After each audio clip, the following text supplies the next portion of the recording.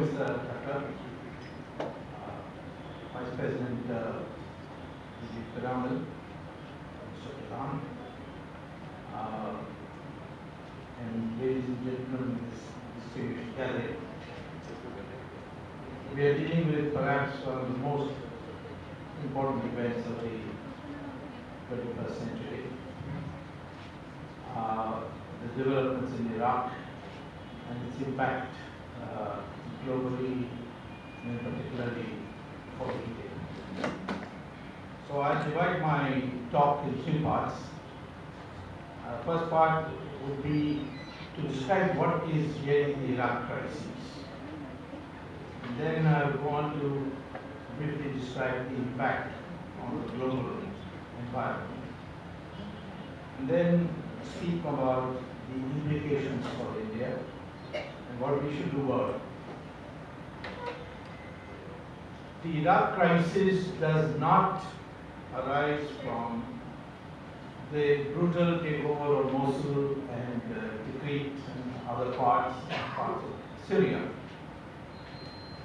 but from the announcement on 29th June 2014, when the formation of the Caliphate was made and Abu Bakr al-Baghdadi, one of the most militant of leaders, was declared as the Caliph. Essentially, Caliph means a successor to the Prophet Muhammad, and there have been caliphs before. Umar was perhaps the most famous of them. And this new Caliph, who is now called Caliph Ibrahim, has given a call to all the Muslims of the world, which I think they call it the Ummah, to follow him and to obey him in his declaration of global jihad, which aim, he said, is to Islamize the world. Now, if that acquires any serious momentum, then I think we are going to end up in a world upheaval and violence. And some ways, when one looks back at the predictions of Nostradamus and Sri Aurobindo, this was predicted after 2014. So we may see a conflagration of great violence if Mr. or I should say Caliph Ibrahim doesn't cool down. So therefore, that is the potential crisis that I wish to refer to today. Not only that, the Caliph has said, the new Caliph has said, that for the next 5 years, the target of countries which would come under his control. And I've got a map. Can I see that map, please? The map for the next 5 years is quite ominous. Iraq is only here for all this, and India is called Khurasan. I don't know why it's called Khurasan. They renamed India. And India is also to be a country which is to be occupied and Islamized. Now, this is something which, if those with a long memory will remember, because Umar also declared that he will conquer India. And he sent his lieutenant who reached Sindh, but in the border of Sindh and Rajasthan, in a rare occasion for Indian history, the Hindus united. Normally it's very difficult to unite them. It's like bringing so many frogs together in one place. They all jump in different directions.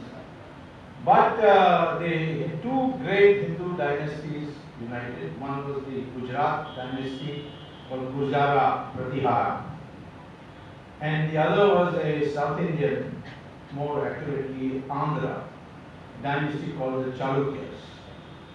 And they united, and the only defeat suffered by Umar, the army, was at the hands of these two.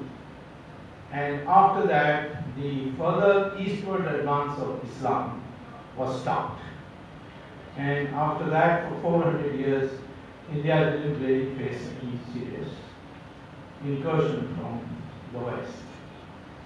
So, today the question is, if we could do it then, could you do it again? The crisis, as I said, is the call for global jihad. In effect, the aim is to internationalize the Muslim community. We have Muslims in our country who have joined the army or fought against Pakistan or been heroes in battle. But that is precisely what this call is aimed at. That Muslims of India consider themselves as a part of the caliphate rather than as a part of a nation. That is, the national identity of the Muslim is sought to be wiped out in whichever country they are in. And that, in my opinion, is the core of the Iraq crisis. The success which they have achieved in coming down to the outskirts of Baghdad makes us wonder whether others will capitulate. There are many Muslim countries, like particularly Arab countries, which are amenable to internal revolt. Saudi Arabia is an example. Qatar is almost a compliant state. So the question would be that if the whole of Iraq is taken over by the caliphate, then it would obviously spread to other Muslim countries eastward. But it will also affect the Muslim community in other parts of the world, in other countries. And in all countries of the world, there are core radical Muslim elements who could take advantage of that. Now, the question from there comes, what then precisely is the impact on the global environment? Remember first that Muslim nations produce 85% of the oil in the world. Qatar produces a very big proportion of the gas. And if the caliphate acquires strength, then the whole world is likely to face an international terrorist onslaught. In fact, the pictures which proudly the IS is called and now renamed as the Caliphate has put out is the multinational participation in Iraq of Muslims from different countries. In fact, there are two from Tamil Nadu also there. So maybe they are ex-LTT and they are now unemployed, so they may find it easier to join there. Or they may be Sri Lankan Tamil Muslims also, you can't say. But it is being identified as Indians, United States, UK, Germany, all Muslims of that country have participated in the onslaught from Mosul, Tikrit downwards to Baghdad. Now, what the effect would be that every country, if the local Muslim population becomes infected, or if they are alienated for other reasons, then there could be not only an onslaught from outside for every country, but there can be an internal insurgency, which is going to be hard on almost all countries, because the Muslim population don't live in one pocket. They have, for instance, Europe, they have gone to find work, and so they are all over the place. And then, supposing the hardline Islamic theology is preached, Muhammad had said, and this is not so much in the Quran as it's in the Sirah and Hadith, that the world is divided into three parts: Darul Islam, Darul Harab, and what they call as Darul Harab, where Al-Taqiyah, money, a contract, prevails. In Darul Islam, the Muslims are in power in majority. And what is prescribed there is that no other religion will be allowed to develop. You can see this in Saudi Arabia, where we have a large number of Hindu workers there. They are not allowed to build temples in Saudi Arabia. They are not allowed to celebrate Diwali. They cannot even carry a picture of Ramchandraji in their pocket. I got this confirmed by the ambassador of Saudi Arabia in New Delhi. He's a very articulate spokesman of Saudi Arabia, and come to know him well. And he told me yes, because that is Islam. If we are in power, there is no room for anybody else. Now we also find that in majority areas where Muslims are in majority. I mean areas where Muslims are majority. Take Kashmir, you will find that it has become impossible for a very large number of Hindus, called the Kashmiri Pandits, to live there. In fact, the Hizbul Mujahideen actually gave them an ultimatum to leave in 24 hours. And they had to leave, 500,000 of them had left. You can find this in Malappuram in Kerala, which is a district, a Muslim majority district. There too you find there is no room for any other religion. You can find it in Tamil Nadu in small enclaves called town panchayats. I don't blame the Muslims because their mind is clear. The Hindus are confused. That's why I am pointing this out to you. I was telling Mr. Thakkar when he was pointing out something that we all suffer from what is called the Arjuna disease. The Arjuna disease is in the middle of the war. He's sitting there and he's wondering whether he should kill his brothers or not kill his brothers. We're standing across wanting to kill him. This confusion in their minds. Muslim mind is clear. Your majority, there is no room for anybody else. Then the second part is Darul Harab, where Muslims are not in majority.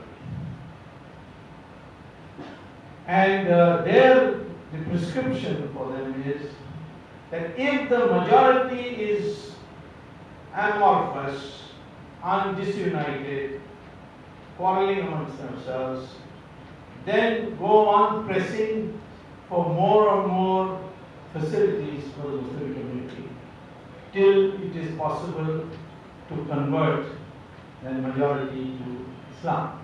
It's a proselytizing religion, of that there is no doubt.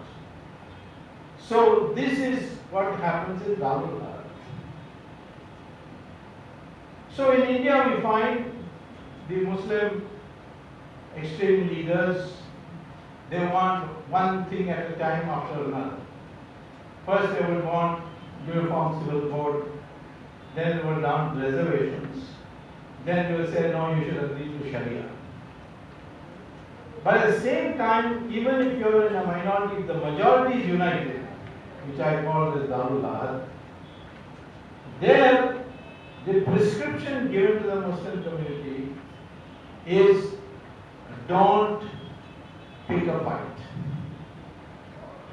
because the majority is so strong. This was practiced by Muhammad when he was in Medina, in Makkah, when the Jews outnumbered him. So he made a contract with them. And then he went to Medina and came back with a large army and wiped out the Jews. At that time somebody said you had a contract with the Jews to respect and have peace. He said that was a temporary contract. It is expired now. So that's what the meaning of al-taqiyya is. It's a temporary contract. So in Australia, there is uniform civil code. There is no demand from the Muslim community for a separate personal law and or for Sharia. So therefore I want you to point out to you that when if the Iraq problem grows, the Iraq movement grows, the Caliph starts moving to other states outside. They have already moved into Syria, could easily move into Jordan, and then spread eastward. These are some of the things you want to be clear. We are all for secularism. We all want brotherhood.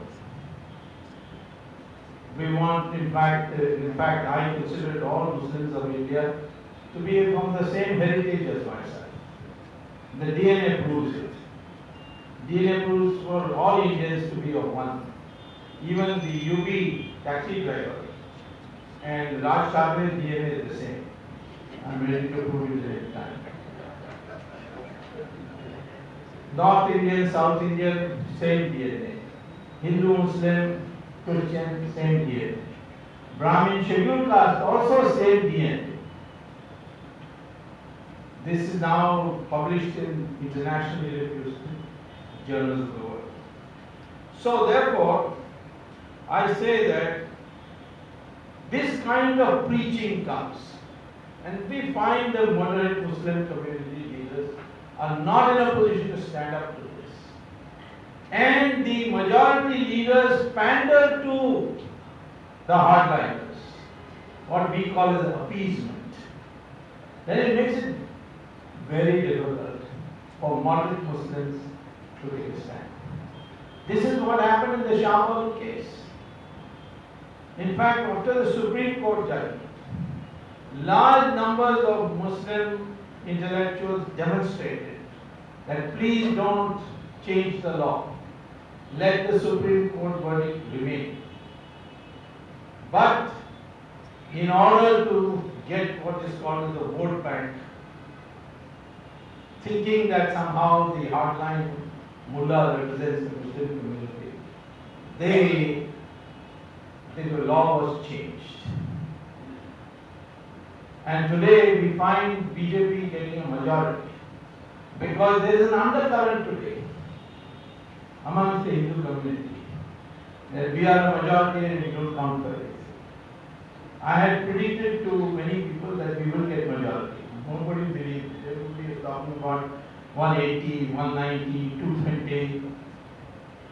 But I knew that this, over the years of the UPA politics, had created an undercurrent. It was very silent. In Germany, after World War I, the Social Democrats refused to speak about the national hurt of the Germans after World War II and the insulting and burden and the huge burden imposed on them because of the war reparations and so on. As a consequence, a corporal came and spoke an extremist language and he carried.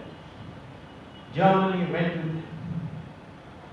I don't want to, that I am saying to our own people, don't make the mistake of not articulating the hurt in the Hindu community, which has found over the years extraordinary appeasement. We have to articulate it and see that it remains within the confines of democratic movement. Otherwise, some extremists will come, learn from history, learn from Germany, then any extremist can come and hijack that. So, I would say therefore, in order to prevent upheaval and bloodshed for certain people, first is, as I said, we have a big Muslim population on the western border, which is Pakistan, Afghanistan. Well, there is Iran also there. Iran is Shia. We may get a new ally called the Shias, but because the movement of Khalif is the Sunni movement. But I would say Pakistan and Afghanistan. Pakistan today has 4 governments. The civilian government of Nawaz Sharif, the army, the ISI, and the cleric, which is mostly Taliban. And I don't think that the civilian government has much say, because when Narendra Modi invited him to the swearing-in ceremony, all other SAARC countries immediately accepted the invitation. But Mr. Nawaz Sharif couldn't accept for 5 days, because he had to get clearance from the other 3 governments in Pakistan. What my reports suggest about Pakistan is that there is a creeping Talibanism in Pakistan. Some demonstration of that has been shown to you in the airport incident in Karachi. If Pakistan becomes Taliban, and the Americans who have decided to leave Afghanistan and go next year, then both Taliban and Taliban will be in both places, Afghanistan as well as Pakistan. And then I don't think you should have any doubt, because the Taliban has already announced that we will attack India. They say it's an unfinished history of Islam. Why is it an unfinished history of Islam? Because when Islam went to Iran, the Zoroastrians were ruling, and in 15 years Iran was converted to 100% Muslim. In Mesopotamia and Babylon, which is now called Iraq, it took just 17 years. Egypt, it took only 21 years. But here, Muslim emperors were there for spread over almost 800 years. And still, the Hindu population is 80%. So it's an unfinished business. So this is the language they have spoken in their writings. So you have to prepare for that. Even if you don't go to war, they are going to go to war. And therefore, what do? I think one of the things we should do is to create effective harmony between Hindus and Muslims. I say the word effective, not appeased unity. I'm happy this time about 17% of the Muslim population voted for Mr. Modi. And I'm happy that in Gujarat, which used to have a communal riot every 3 months, for the last 11 years has not had a single communal riot. So it's a tribute to both communities. But somewhere I find there is a distinct difference in approach of the Indian Muslim community, just as there is in Indonesia, which is also a Muslim country. And somehow we must try to see that they are isolated. But that doesn't mean we don't prepare for the implication of the Iraq crisis, which is prepare for war. We need allies. In my opinion, there cannot be a better ally for us in this fight over a perspective of 5 years than China, which is now also facing Islamic terrorist movement. Uzbekis, Uyghurs are being trained in Pakistan, and through the Karakoram Pass they are getting to Xinjiang, and they are carrying out terrorist attacks in that region.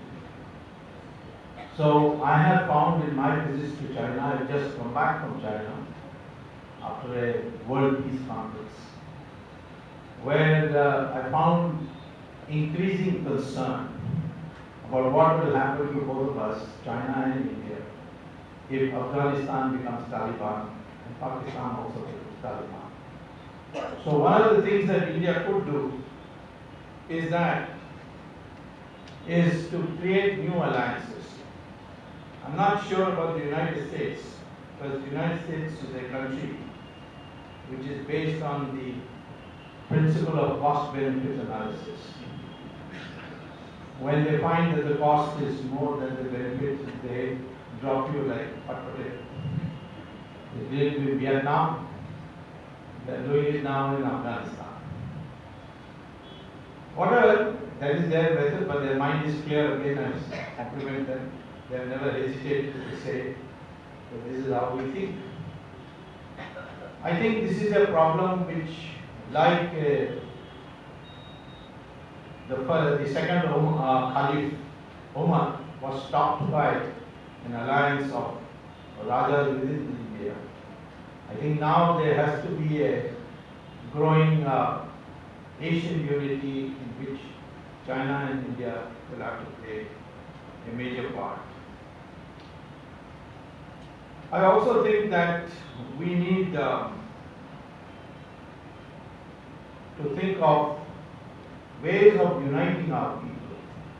I'm not talking about Hindu Muslim, I'm talking about Hindus themselves. It is not that we not have had a unity. In fact, Chanakya spoke about how the whole country will be divided into 600 Janapadas. That is, there were 600 countries in India. But he said at the time of war, there will be one Chakravarti. We call it the principle of Chakravarti.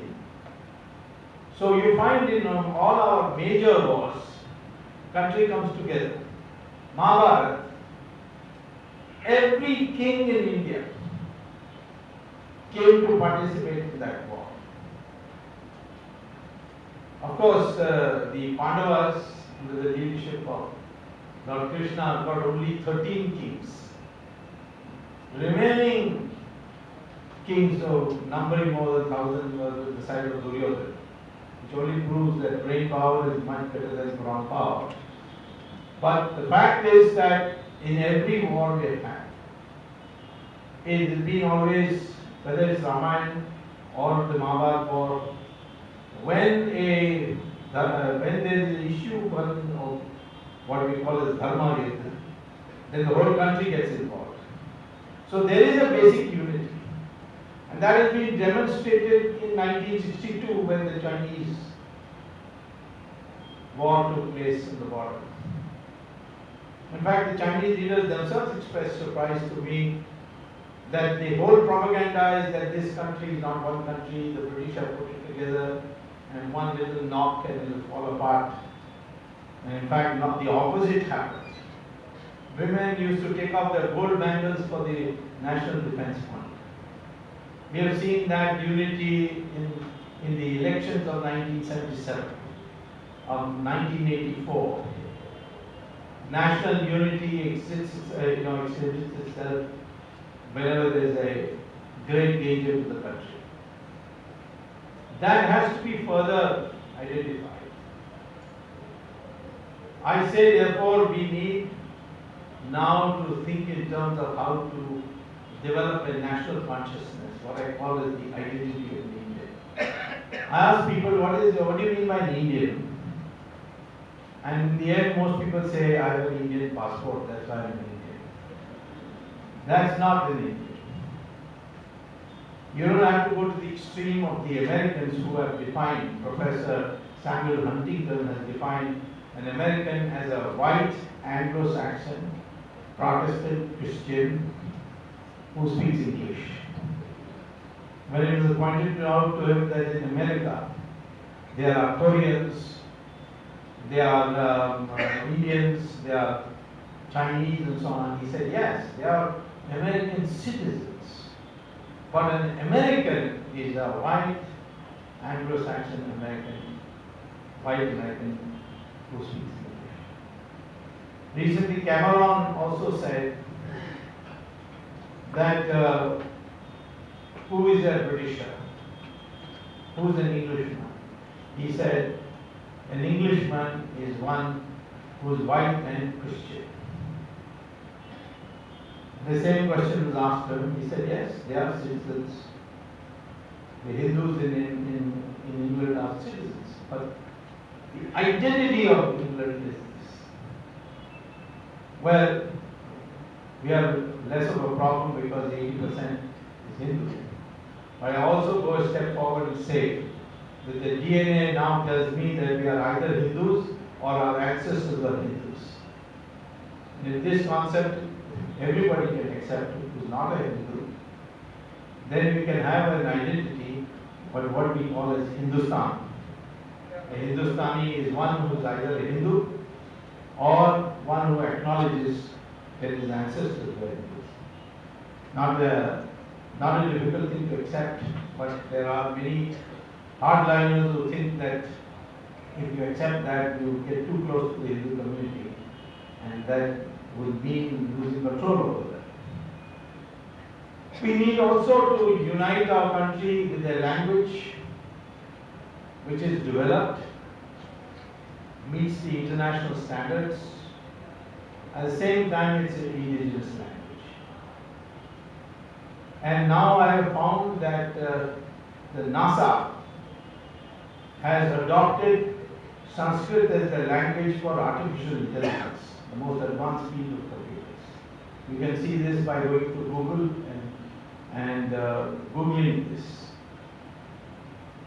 We have a language called Sanskrit whose vocabulary is in every language, even in Tamil. Many years